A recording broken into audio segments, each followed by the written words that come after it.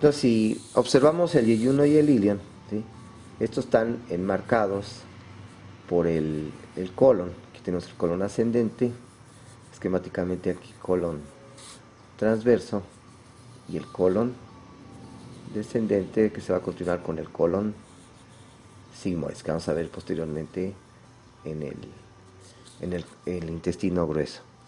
Entonces aquí tendríamos las asas de yeyuno e ilion que se fijan a la raíz del mesenterio, que ya habíamos mencionado que se extiende desde la cara lateral izquierda del L2 hasta la articulación sacroiliaca derecha, ¿sí?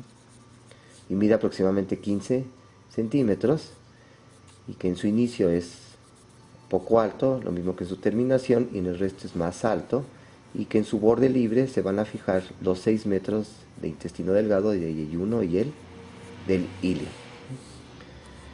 Entonces queda aquí en la región umbilical o en la región del mesogastrio. Se extiende desde la flexura duodeno-yeyunal y va a terminar en la unión de ilio-cecal. Entonces aquí estaría la terminación en el ciego, ¿sí? Donde termina el ilion uniéndose con el ciego.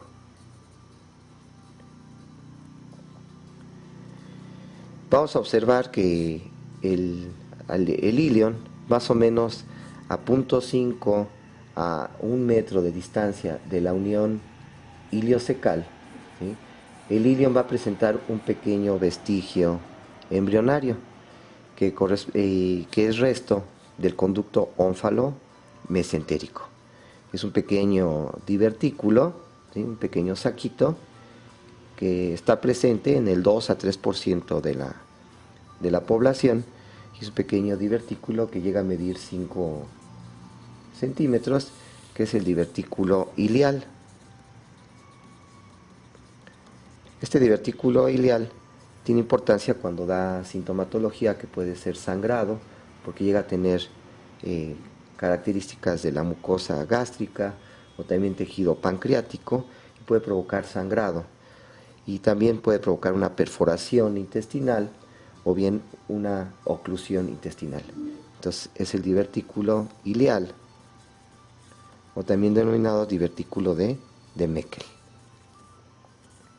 Entonces este tiene importancia cuando da sintomatología de sangrado, oclusión intestinal o perforación. Y más o menos decíamos que se encuentra de la unión iliocecal de medio metro hasta 1 metro de distancia y se encuentra en el borde libre del ilio.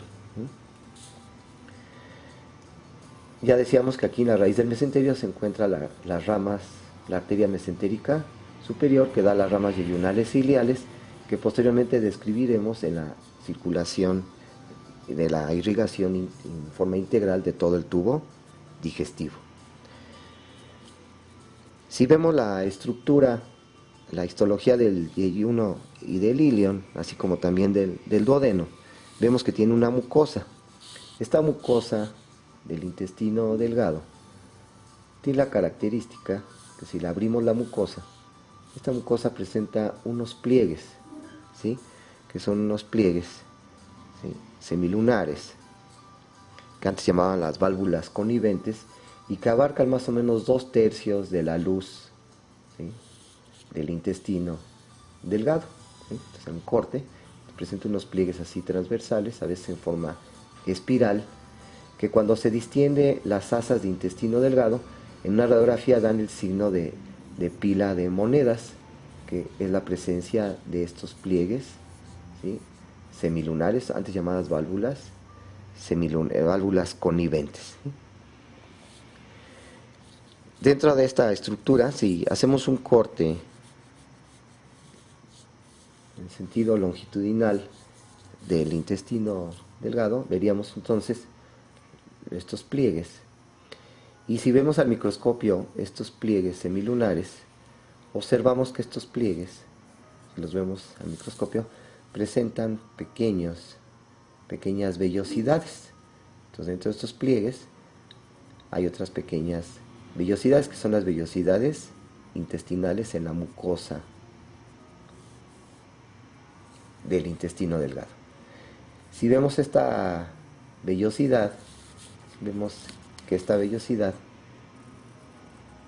está cubierta por su epitelio, que es un epitelio cilíndrico, y que estas células cilíndricas que forman el epitelio de la mucosa del intestino presentan pequeñas microvellosidades.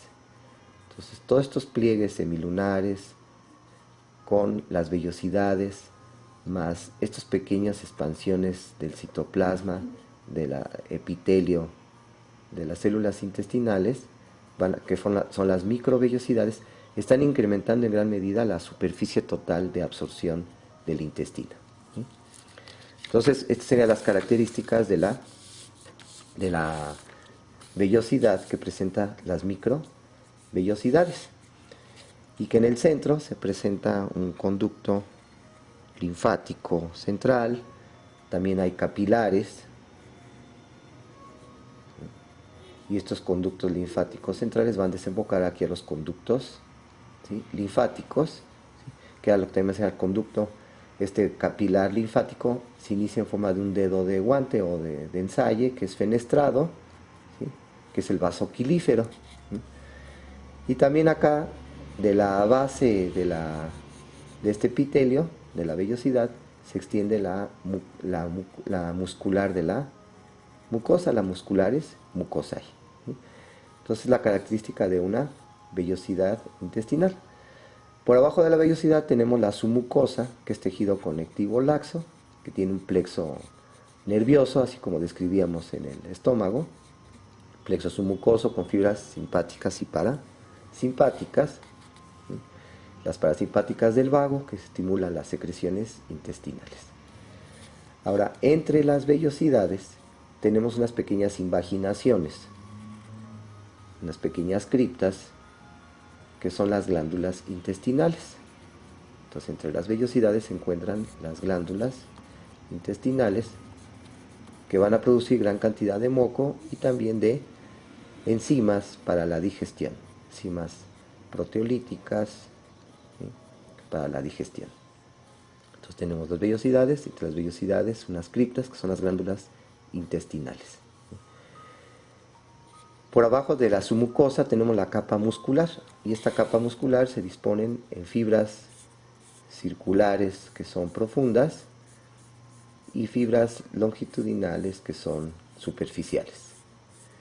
Y entre las circulares profundas y las longitudinales superficiales se encuentra también otro plexo nervioso muscular, ¿sí?, que también está formado por fibras simpáticas y parasimpáticas, y las parasimpáticas son las que estimulan el peristaltismo intestinal.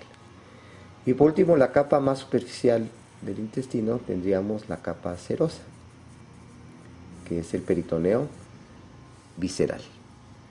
Aquí faltaría comentar también que la mucosa, aparte de presentar estos pliegues semilunares, ¿sí?, de presentar vellosidades, y estas vellosidades con células que tienen microvellosidades, a nivel de la submucosa también se localizan unos nodulillos linfáticos.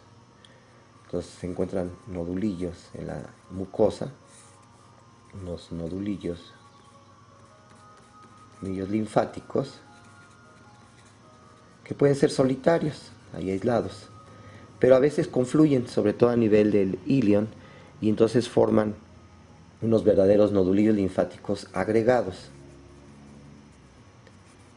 que llegan a medir a veces varios centímetros, ¿sí?, y estos nodulillos linfáticos agregados era lo que antes se denominaba las placas de Peyer.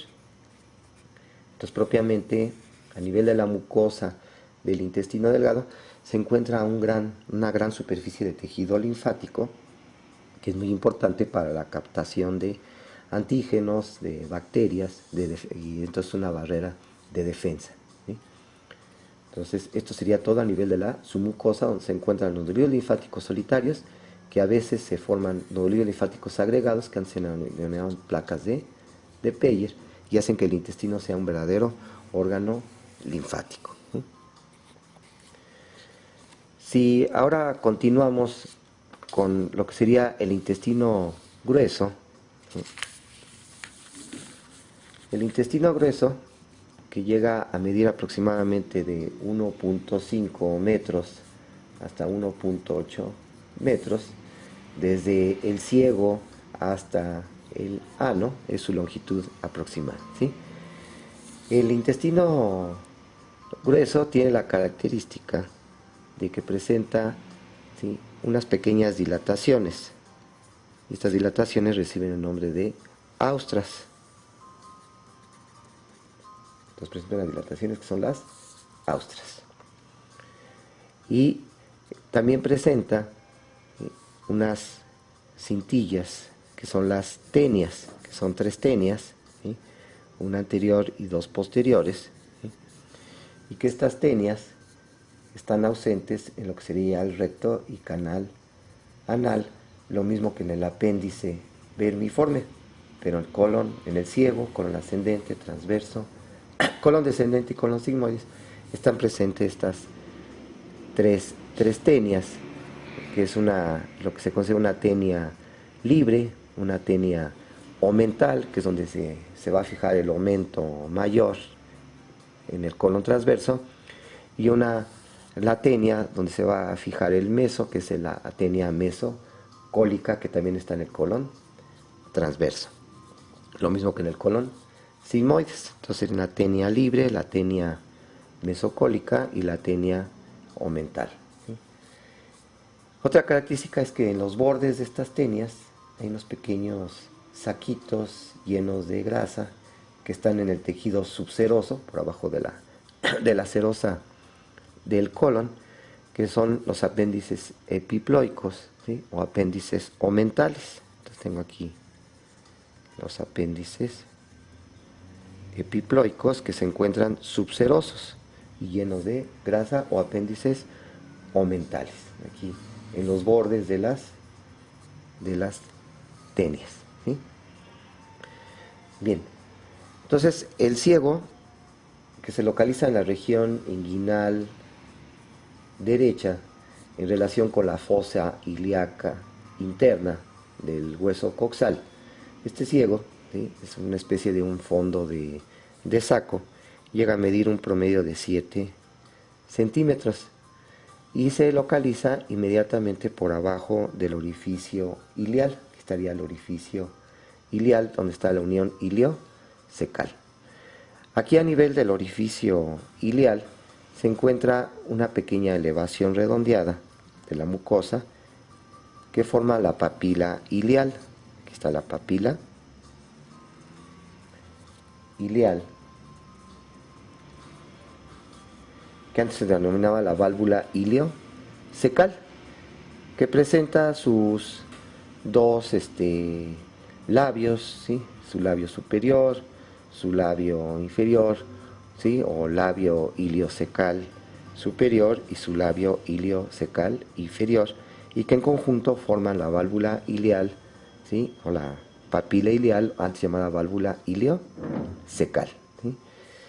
Vamos a observar que hacia la cara posteromedial del ciego encuentro el nacimiento del apéndice vermiforme. Entonces se encuentra en la porción posterior y medial del ciego, ¿sí?, el apéndice vermiforme, que llega a medir hasta 9 centímetros, 9 a 10 centímetros, y tiene gran cantidad de tejido linfático en su linfoide, en sus paredes, ¿sí?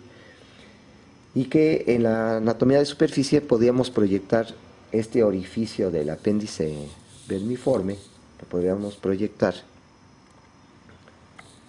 si ponemos la pared anterior del abdomen, ¿sí?, aquí el ángulo subcostal, y aquí estaría la región del ligamento inguinal.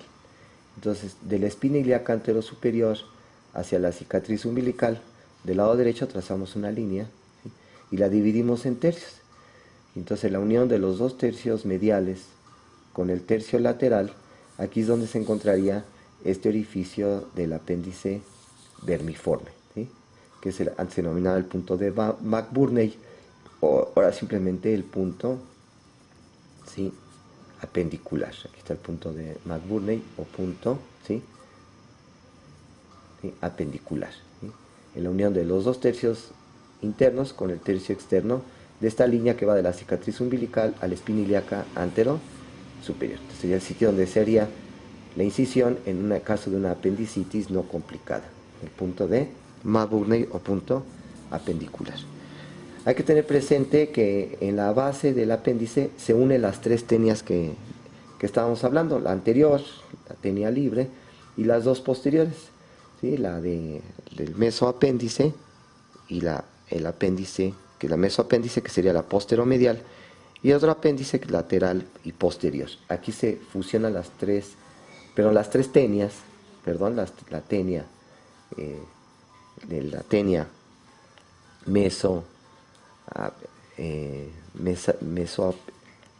mesial, ¿sí? ¿Sí? O la omental, ¿sí? Y la mesocólica y la libre se están fijando aquí en lo que sería la base del apéndice, ¿sí?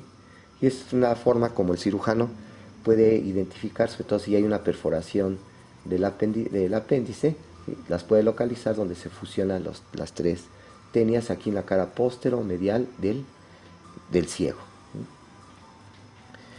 Hay que tener presente que el apéndice presenta un pequeño pliegue peritoneal, que es el mesoapéndice, donde iría su arteria apendicular, que es la que tiene que ligar el cirujano para hacer la apendicectomía.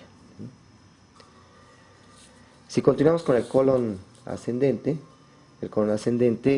llega a medir 20 centímetros, se encuentra en el flanco o la región lateral derecha y termina aquí en esta flexura, que es la flexura cólica derecha o ángulo cólico derecho, que se relaciona con el hígado, pues se llama el ángulo hepático derecho. Posteriormente, ¿sí? Continuamos con el colon transverso. Este colon transverso es muy largo, llega a medir hasta 50 centímetros y es móvil. Hay que tener presente que el colon ascendente, ¿sí? Solamente en el desarrollo embrionario al cuarto mes es intraperitoneal, pero posteriormente se absorbe el mesocolon ascendente y queda retroperitoneal. Entonces este está cubierto por el peritoneo parietal en el retroperitoneo. Pero llegamos al colon transverso y el colon transverso presenta un pliegue peritoneal que sería el mesocolon transverso, que tiene un extremo izquierdo inferior y un extremo derecho que es superior. Que sería el mesocolon transverso. Y el colon transverso sufre una rotación hacia adelante, ¿sí? De tal forma que se encontraría, ¿sí? Las tenias posteriores, ¿sí? Tendríamos una tenia posterior superior, que es la tenia, ¿sí? mesocólica, y una tenia posterior pero inferior, donde estaría la tenia omental, que es donde se va a fijar el aumento mayor. Y esto es debido a la rotación que hace el colon transverso hacia adelante. Entonces quedarían la tenia anterior, queda aquí abajo, que es la tenia libre, la tenia del omental y aquí la tenia mesocólica. Aquí se fija el mesocolon transverso y aquí es donde vendría fijándose ese delantal, que sería el aumento mayor, que viene de la curvatura mayor del estómago. Y aquí abajo quedó la tenia libre. Posteriormente tenemos la flexura cólica izquierda, que se relaciona con el vaso, que está más alta, pues el ángulo esplénico. Para continuarse con el colon descendente. Este colon descendente llega a medir también aproximadamente 50 centímetros, se encuentra en el flanco o en la región lateral izquierda y también es retroperitoneal. Y posteriormente nos continuaríamos con lo que sería el colon sigmoides. Este colon sigmoides mide aproximadamente 40 centímetros y se dirige desde la región inguinal izquierda, es decir, en relación con la fosa ilíaca izquierda del hueso coxal, se va dirigiendo hacia la derecha, cruza la línea media, ¿sí? Para volver otra vez hacia el lado izquierdo y otra vez pasa la línea media y después regresa hacia la línea media para continuarse con el recto a la altura de la tercera vértebra sacra, ¿sí? Entonces la característica del colon sigmoides. Y este colon sigmoide sí presenta un pliegue de peritoneo, que va a ser el mesocolon sigmoides, ¿sí?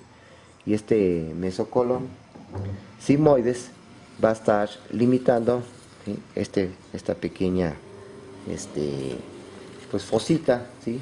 La fosita intersigmoidea o el pliegue intersigmoideo. Entonces aquí tenemos este pequeño pliegue intersigmoideo que en el retroperitoneo, en el fondo de esta pliegue intersigmoidea, se encuentra el paso del uretero del lado izquierdo, ¿sí?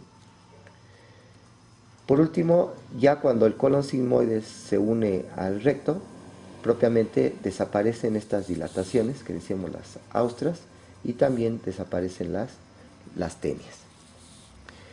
Si estudiamos la estructura del colon, vemos que su mucosa, a diferencia de la mucosa del intestino delgado, carece de estos pliegues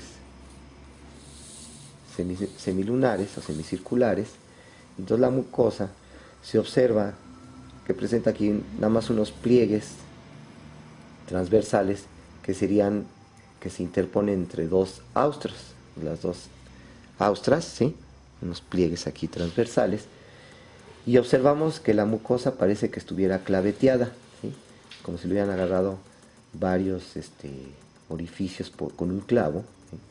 Y que si la estudiamos presentan estas invaginaciones que son las glándulas del colon, las glándulas intestinales del colon, donde se va invaginando la mucosa con su epitelio cúbico, ¿sí? Carece de vellosidades, pero las células sí presentan microvellosidades. Entonces ni tiene válvulas o pliegues semilunares o válvulas coniventes, ¿sí? No tiene vellosidades, pero sí tiene microvellosidades. Tiene sus glándulas intestinales que producen gran cantidad de moco, es donde se absorbe gran parte del agua, ¿sí? Que va por el intestino, y es donde se realiza la compactación de la materia fecal, de las heces fecales. En la mucosa presenta también algunos nodulillos linfáticos, pero siempre son solitarios, no forma nodulillos linfáticos agregados que denominamos las placas de Peyer. Tiene su submucosa, su capa muscular, circular interna, longitudinal externa, y su capa más superficial, la capa serosa, con su plexo nervioso submucoso y plexo muscular. La capa serosa es la capa más superficial, pero hay que tomar presente que los órganos que quedan retroperitoneales nada más están cubiertos por serosa en su cara anterior, mientras que el resto de sus caras están cubiertas por tejido conectivo, que sería la adventicia, como sería el colon ascendente, el ciego, y el colon descendente.